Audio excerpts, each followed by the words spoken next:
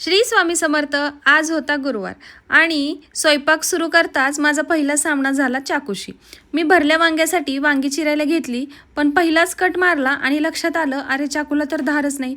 क्षणभर वाटलं आता वांगं चिरायचं की आधी चाकूला समजवायचं. मग लगेच मी ऑनलाईन मागवलेला चाकूला धार लावायचा शार्पनर काढला.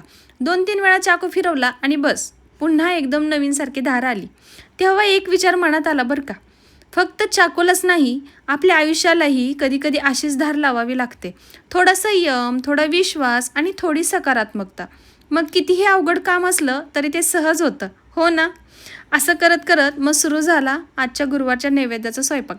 आज काही काम असल्यामुळे मी गेलेले बाहेर, त्यामुळे स्वयंपाकाला खूप उशीर झालेला, म्हणून मोठा बेत काही करता आला नाही आज.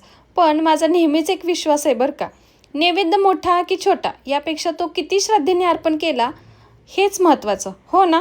आज स्वामींसाठी प्रेमाने बनवलं भरलं वांग, सोबत गरम गरम ज्वारीची भाकरी. गोड काही घरी बनवायला वेळच मिळाला नाही, म्हणून आमच्या इथल्या आवडत्या बेकरीमधून ताजी बुंदी आणली. त्या बेकरीमधील बुंदी आमच्या घरच्यांना खूप आवडते, म्हणून आमची पहिली पसंती तीच असते. मग भरलं वांग, भाकरी आणि भात, सोबत गोड अशी बुंदी.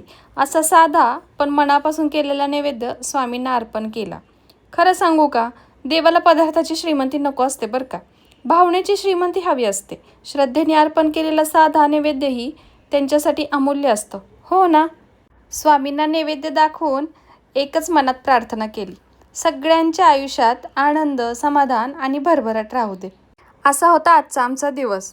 आणि हो, तुम्हाला जर या साताऱ्याच्या लेकीचे व्हिडिओ पाहायला जर आवडत असतील तर नक्की आपल्या चॅनेलला फॉलो आणि सबस्क्राईब करा. चला तर मग भेटूया अशाच एका नवीन व्हिडिओमध्ये.